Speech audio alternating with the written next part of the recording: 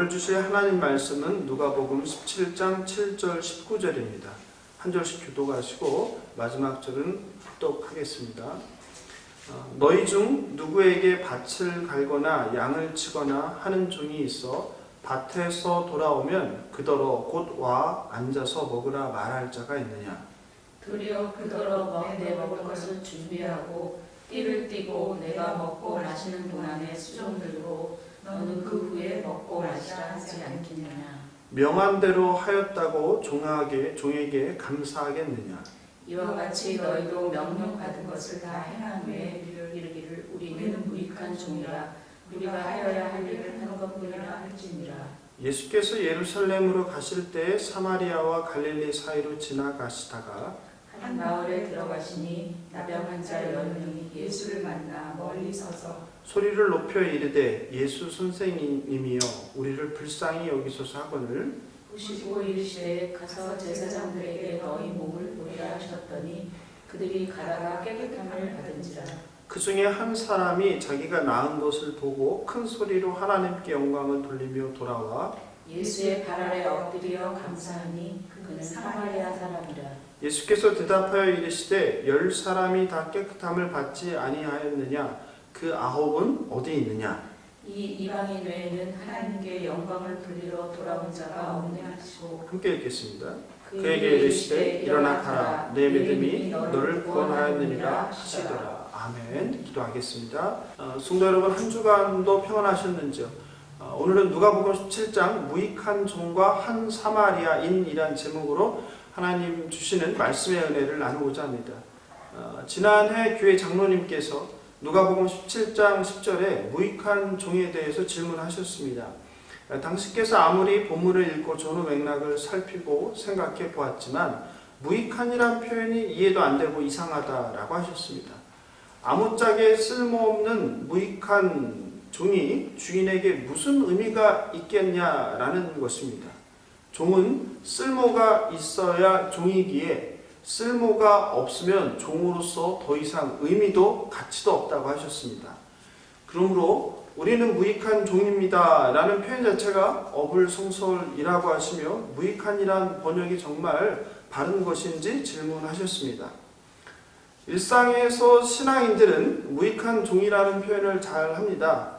어떤 일을 하고 사람의 칭찬을 받을 때 저는 무익한 종일 뿐입니다 라고 겸손하게 대답할 때가 많습니다. 이것은 제가 한 것은 아무것도 없습니다. 다 주께서 하셨습니다 라는 신앙의 고백이죠. 또 겸손한 표현입니다. 1세기의 종은 노예입니다. 종은 아무런 자유도 권리도 없습니다. 그는 이름도 빼앗긴 채로 동물처럼 시장에서 매매되는 존재였습니다. 종에게는 일의 대가가 없었습니다. 주인의 명령에 따라 순종할 뿐입니다. 그는 자신의 호불호에 따라 자신의 할 일과 하지 말아야 할 일을 선택할 수 없었습니다.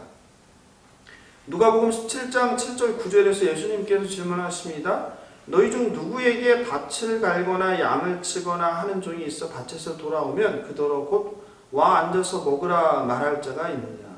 도리어 그더러 내 먹을 것을 준비하고 띠를 띠고 내가 먹고 마시는 동안에 수종 들고 너는 그 후에 먹고 마시라 하지 않겠느냐?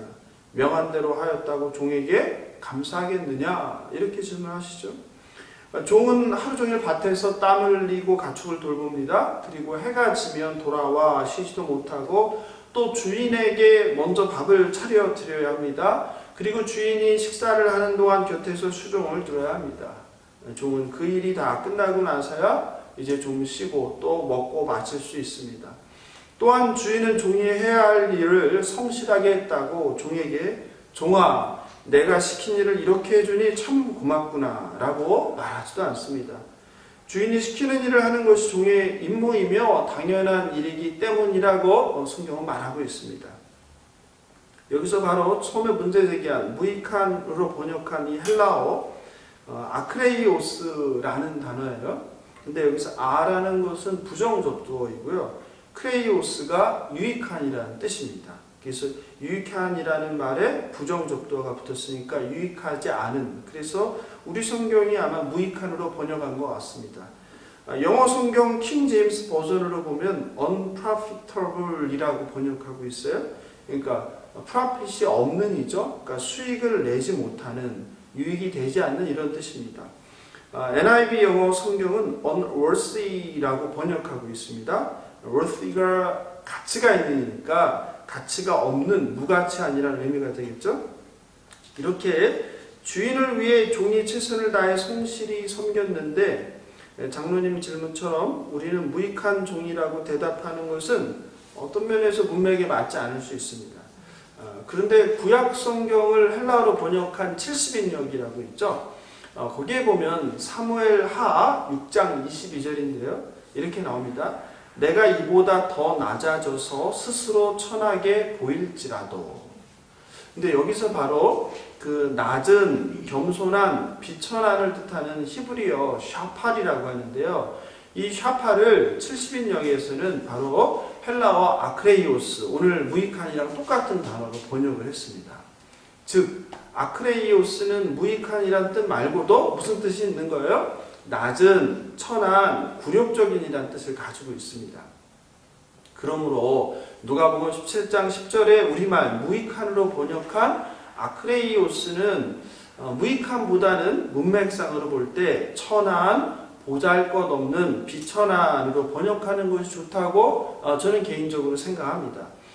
실제로 공동번역 성경을 보면 보잘것없는 하인이라고 번역하였습니다.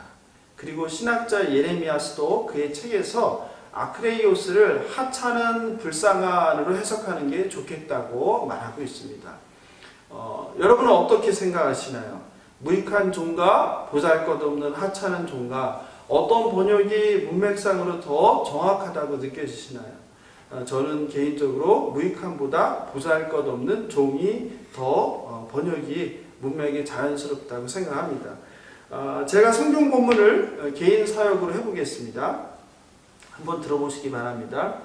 주인님, 저는 비천한 종에 불과할 뿐입니다. 저는 제가 마땅히 해야 할 일을 했을 뿐입니다. 그러니 제가 받을 칭찬은 아무것도 없습니다.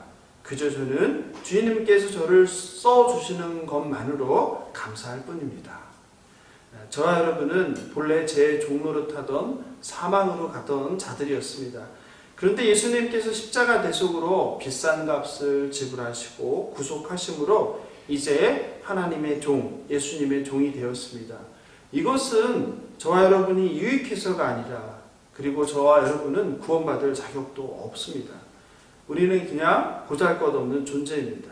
그런데 저와 여러분을 하나님께서 불쌍히 여기시고 자녀 삼아주신 구원의 은총을 무조건적으로 베풀어 주신 것입니다. 그러므로 우리가 하나님께 내세울 그 어떤 공로나 자랑도 있을 수 없습니다.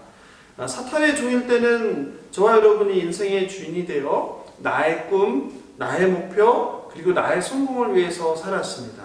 하지만 예수님을 믿음으로 예수님이 주인이 되고 저와 여러분은 예수님의 종이 되었습니다. 종은 자신의 삶이 있을 수 없습니다. 그저 주인을 위해 존재할 뿐입니다. 오직 주인이 명하는 일에 순종하며 살아야 합니다. 또 맡겨진 일을 마땅히 하는 것이 마땅하기에 주인에게 어떠한 그 한 일에 대해서 칭찬받을 이유도 근거도 없습니다. 이것이 바로 누가복음 17장 10절에서 말하는 나는 무익한 종입니다 라는 표현의 뜻입니다. 그런데 가끔 교회에서 나의 꿈, 나의 비전을 말합니다. 그리고 성도들에게 당신의 꿈과 당신의 비전을 가지라고 설교 또는 강의를 합니다. 그런 걸 접할 때마다 참 개인적으로 안타깝습니다. 우리는 하나님의 꿈과 하나님의 비전을 말할 수 있습니다.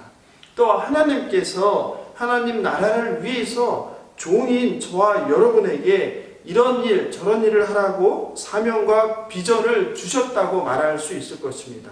하지만 주인을 위해 일하는 종이라고 말하면서 나의 꿈, 나의 비전을 말하며 마치 하나님은 나의 꿈과 비전을 이루도록 돕는 분이라고 생각하는 것은 너무 잘못된 생각입니다.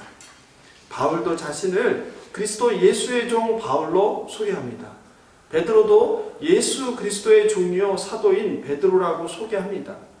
야고보도 하나님과 주 예수 그리스도의 종 야고보라고 소개합니다. 로마서 7장 8절에서 바울은 우리가 살아도 주를 위하여 살고 죽어도 주를 위하여 죽나니 그러므로 사나 죽으나 우리가 주의 것이로다 이렇게 말씀하십니다. 저와 여러분은 주님의 종이고 그저 우리는 주님을 위해서 살다가 죽는 존재일 뿐입니다. 인도의 캘커타에서 빈민들을 위한 삶을 살았던 테레사 수녀는 자신을 하나님의 손에 쥐인 몽당 연필이라고 비유하였습니다. 테레사 수녀는 기회가 있을 때마다 사람들에게 이렇게 말하곤 했습니다. 저는 우리 주님이 쥐고 있는 몽당 연필에 지나지 않습니다. 주님께서는 그 연필을 자를 수도 있고 깎을 수도 있습니다.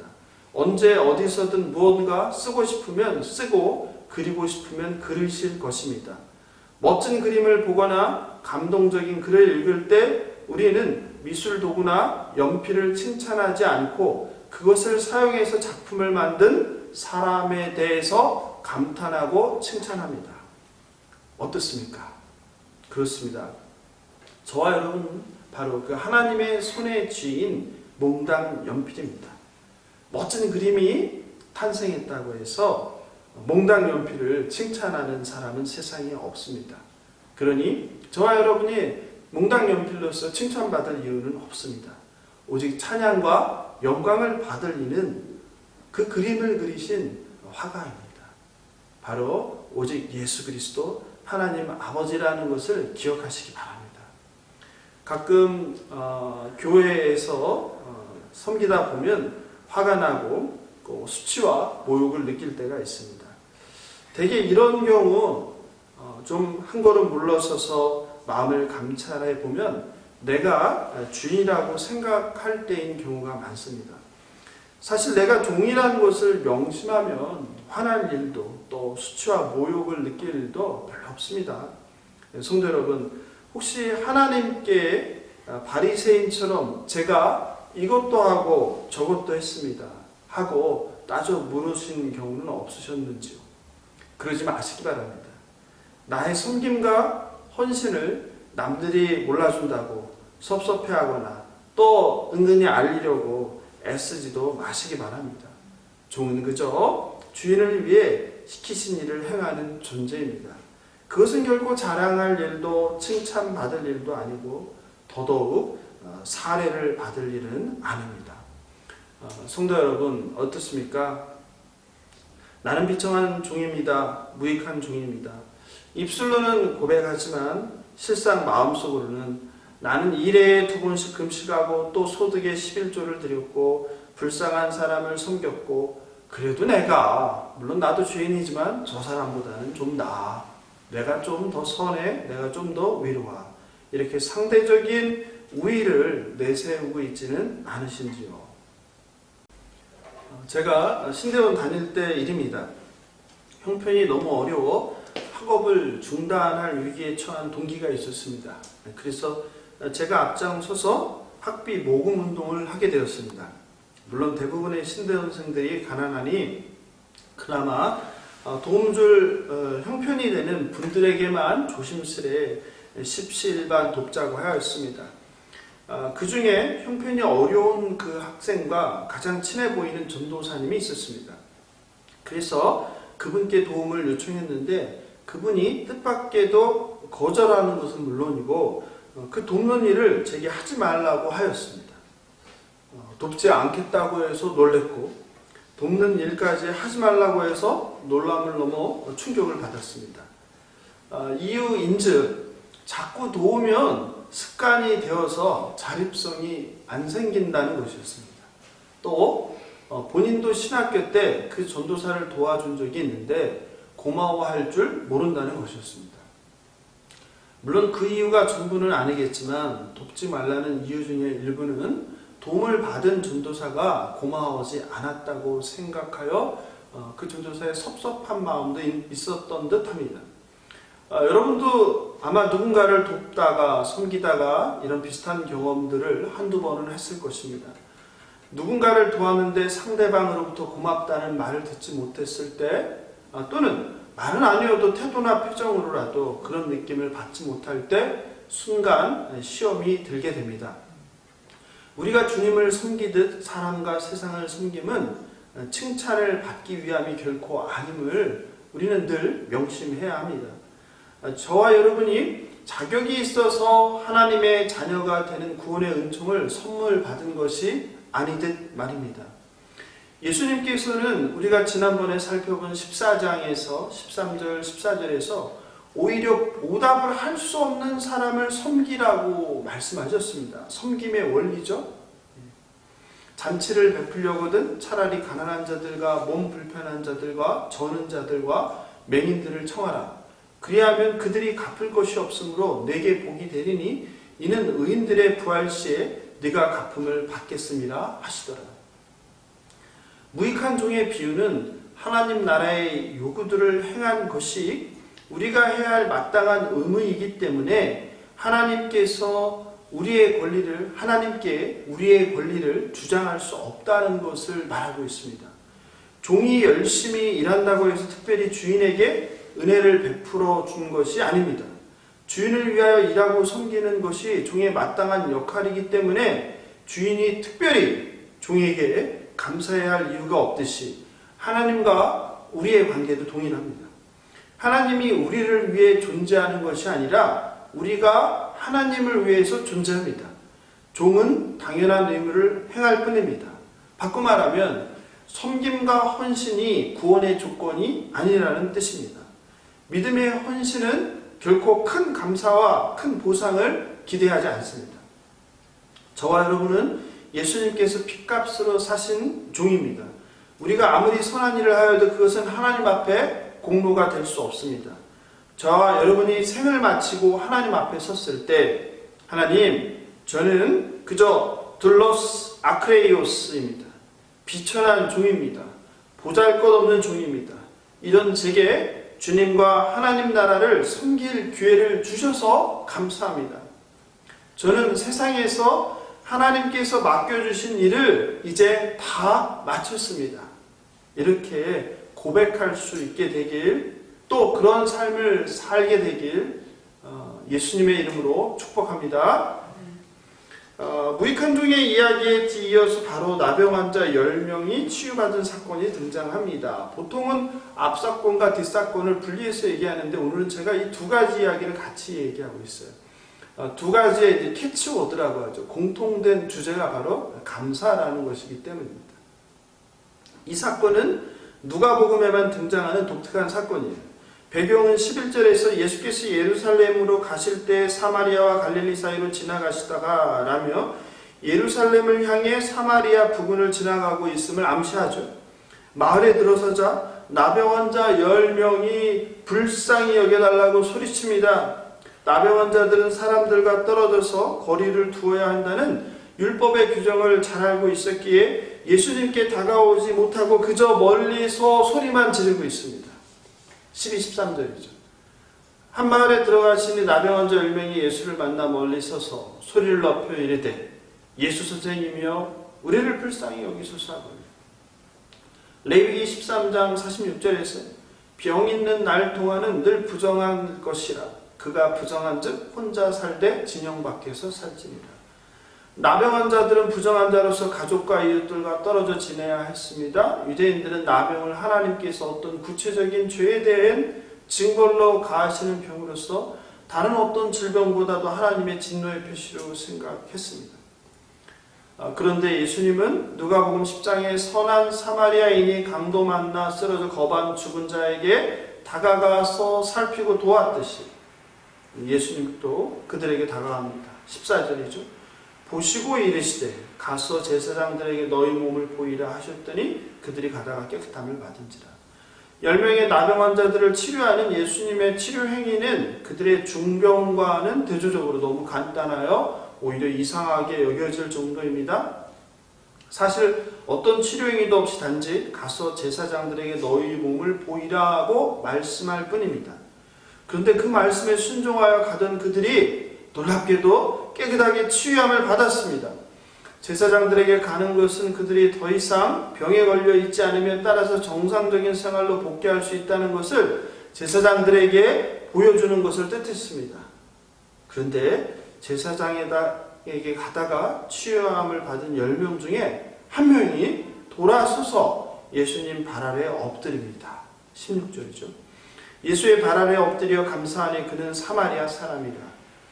그루트만이란 신학자는 발 아래 엎드리는 행동을 왕에게 바치는 존경의 표시로 여기고 그가 그에게 왕에게 하듯 경의를 표한다라고 해석하였습니다. 그런데 나병의 치유를 받은 10명 중 돌아와 감사의 인사를 한 것은 이방인 사마리아인 한 명뿐이었습니다. 17절 18절에서 자세히 그 이야기를 하고 있습니다. 예수께서 대답하여 이르시되 10사람이 다 깨끗함을 받지 아니하였느냐? 그 9은 어디 있느냐? 이 이방인 외에는 하나님께 영광을 돌리러 돌아온 자가 없느냐? 이스라엘 집에 속한 유대인 9명은 돌아와 하나님께 영광을 돌리지 않았습니다. 그런데 정작 하나님께 영광을 돌리고 돌아와 예수님께 절한 것은 그 10명 중에 이방인이었던, 그것도 가장 멸시천대를 받았던 사마리아인 뿐이었습니다. 나병 환자 10명의 치유 이야기는 치유받고 감사함을 표현하지 않는 이스라엘과 유일하게 감사함을 표현하는 이방인인 사마리아 사람을 대조하며 감사함을 표현할 줄 모르는 이스라엘을 경고합니다. 즉, 이 이야기는 감사와 배은 망덕을 사마리아인과 유대인을 대조하고 있습니다. 하나님 나라 잔치에 초대받은 손님이 역설이 여기서도 증명되고 있습니다. 당초에 초대받은 손님인 이스라엘은 잔치를 거절합니다. 정작 잔치에 손님으로 초대받은 사람은 결국 가난한 자, 몸이 불편한 자, 이방인이 되었습니다. 우리는 저주받은 불치병 나병을 고침받고도 예수님께 감사하다고 말하지 않은 이스라엘 사람들을 이해할 수 없습니다. 한편 사마리아인이 예수의 발 아래 엎드려 감사하다고 절하는 것은 또 당연하다고 생각합니다. 자신이나 가족 누군가 불치병으로 고통을 받고 있는데 누군가 고쳐주기만 한다면 감사하다는 말과 절뿐만 아니라 아마 많은 돈을 요구한다 해도 형편만 된다면 달라는 모든 돈을 주어도 아깝지 않을 것입니다. 건강과 생명보다 더 소중한 것은 없기 때문입니다. 그러나 실제로 나병 환자 10명 중에 9명은 제사장을 만나러 가느라 돌아와서 예수님께 감사하다는 인사도 하지 않았습니다. 성도 여러분, 저와 여러분은 어떻습니까? 하나님께서 저와 여러분에게 질병의 치유보다 더 소중한 죽을 목숨을 살리고 영생을 주셨습니다. 그런데 과연 하나님께 그 구원을 주심을 얼마나 감사하며 살아가고 있습니까? 영생이란 최고의 선물을 받고도 여전히 감사보다는 불평과 원망이 더 많습니다. 하나님께 감사와 찬송을 올리기보다는 늘 나의 삶의 필요를 구하기 바쁩니다. 내가 주님을 위해 무엇을 할까를 고민하지는 않습니다. 그냥 오직 주님께 달랄 거에만 사로잡혀 있습니다. 예수면 다다라는 구호는 허공을 가르는 메아리일 뿐 예수님이 전부인 삶은 전혀 살아내지 못합니다. 사실 세상 사람들과 다를 바 없는 성공과 돈이 최고다라는 삶을 아닌 듯하지만 살아갑니다. 그런 점에서 9명의 나병 환자는 감사할 줄 모르는 이스라엘, 바로 저와 여러분입니다. 성도 여러분, 5월은 가정의 달입니다. 5월 5일이 어린이날, 8일이 어버이날, 그리고 11일은 입양의 날, 15일은 스승의 날, 17일은 성년의 날, 21일은 부부의 날입니다. 이런 점에서 5월은 감사의 달이기도 합니다. 낳아주시고 길러주신 부모님께 감사하길 바랍니다. 가르쳐주신 스승께 감사하길 바랍니다. 부족한 자신을 인내하며 함께 살아주는 배우자에게 서로 감사하길 바랍니다. 남들처럼 잘 뒷바라지 해주지도 못했는데 잘 자라준 자녀에게 감사하면 좋겠습니다. 또 힘들 때마다 슬프고 외로울 때마다 도와준 수많은 선한 사마리아인들에게도 감사를 표현하면 좋겠습니다. 무엇보다도 죽을 수밖에 없었던 죄인인 저와 여러분을 선택하여 자녀 삼아주신 여호와 하나님께 감사 찬송을 올리는 저와 여러분 되면 좋겠습니다. 인생을 살다 보면 뜻하지 않은 고난으로 참 살 길이 막막할 때가 많습니다. 혼자선 감당할 수 없는 슬픔과 아픔의 시간도 있습니다. 혼자 잘나 쉽지 않은 인생의 고비를 잘 참고 견뎌온 것 같지만 결코 그렇지 않습니다. 그 숱한 위기의 순간마다 하나님과 또 믿음의 형제 자매들이 때론 믿지 않는 세상 사람들을 통하여 저와 여러분의 무너지는 삶을 잡아주셨기에 그 폭풍의 바다를 건널 수 있었던 것입니다. 그때마다 사랑을 받고도 감사함이 그때뿐인 경우가 많습니다. 마당기도의 성도 여러분, 공동체도 마찬가지입니다. 지난 8년 공동체도 숱한 위기의 순간들을 마주해야 했습니다. 그때마다 누군가의 헌신과 희생으로 그리고 누군가의 기도로 그 험난했던 광야를 그리고 폭풍을 건널 수 있었습니다. 그 헌신과 은혜를 잊지 않고 기억하며 감사해야 한다고 예수님께서는 오늘 우리에게 본문을 통하여 말씀하십니다. 우리가 하나님의 은혜를 잊으면 안 되듯 우리를 도와준 이웃의 손길, 믿음의 형제 자매들의 손길도 기억하며 살아야 합니다. 18절에 이 이방인 외에는 하나님께 영광을 돌리러 돌아온 자가 없느냐? 이것은 바로 감사함을 표현하지 않고 잊고 제 잘나서 혼자 살아가고 있는 저와 여러분을 향한 예수님의 질책임을 새기시길 바랍니다. 우리는 하나님과 교회를 위해 한 일에 대해서 보상이나 대가를 기대할 때가 많습니다. 반면에 하나님께서 우리에게 하신 일들에 대해서는 당연히 여기고 감사를 잃어버리고 살 때가 많습니다. 말씀을 마무리합니다. 오늘 본문을 통해 하나님의 종으로 섬김의 참된 의미를 배웠습니다. 비천한 종은 하나님과 이웃을 섬김이 마땅한 것으로 그것에 대해 보답이나 감사의 인사를 기대해서는 안 됩니다. 반면에 하나님과 이웃에게 받은 사랑과 은혜를 늘 기억하고 감사해야 합니다. 사회적으로 배척된 나병 자, 사람에게 불결하다고 멸시받던 한 이방인 사마리아인이 예수께 엎드려 절하며 감사의 인사를 하고 영혼구원을 받은 것은 바로 하나님 나라의 역설입니다. 하나님 나라에 초대될 것을 예상되는 사람은 탈락하고 전혀 예상하지 못한 손가락질 받으며 멸시받던 사마리아인 한 사람이 하나님 나라에 초대됐다는 사실을 우리는 심각하게 받아들여야 합니다. 특별히 공동체적으로 지난 8년 그 힘든 과정마다 공동체를 헌신적으로 자신의 삶을 던져서 자신의 물질을 통하여 섬겨주신 분들께 감사하면 좋겠습니다. 그분들의 희생과 헌신으로 갱신 공동체가 여기까지 올 수 있었습니다. 장로님, 또 권사님, 집사님, 성도님, 그리고 지금 여기 계신 분들, 또 다른 곳으로 떠나신 분들도 마찬가지입니다. 그리고 우리의 교회 갱신을 위해 싸움을 지지하고 기도해주고 또 주일마다 오셔서 말씀을 전해주신 목사님들, 한국교회뿐만 아니라 전 세계의 많은 성도님들이 우리를 바라보며 기도해 주셨습니다. 그들에게 감사의 인사를 하면 좋겠습니다. 감사의 달 5월 사랑하는 가족, 이웃들에게 특별히 조건 없는 사랑을 베풀어 주신 나의 인생길의 모든 선한 사마리아인들에게 짧은 편지나 전화로 감사의 마음을 전하는 저와 여러분 되길 예수님의 이름으로 축복합니다. 오늘 하루는 하나님께 이것저것 달라는 기도보다 하나님 아버지 사랑합니다. 예수님 사랑합니다. 제가 아버지를 기쁘게 하기 위해 무엇을 해야 합니까? 말씀해 주시옵소서. 순종하겠습니다. 이렇게 고백하는 저와 우리 갱신 공동체 성도 각 사람 되시길 예수님의 이름으로 축복하며 기도합니다. 오늘 말씀 생각하면서 잠시 기도하면 좋겠습니다. 하나님, 저희가 보잘것없는 비천한 종임을 고백합니다. 하나님께서 저희를 세상에 보내신 목적대로 맡기신 일을 잘 감당하게 하옵소서.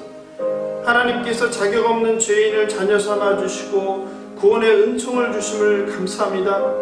구원을 받을 자격도 공로도 전혀 없음을 고백합니다. 하나님 아버지, 저의 주된 것이 하나님의 은혜임을 고백합니다. 하나님 사랑합니다. 예수님 사랑합니다.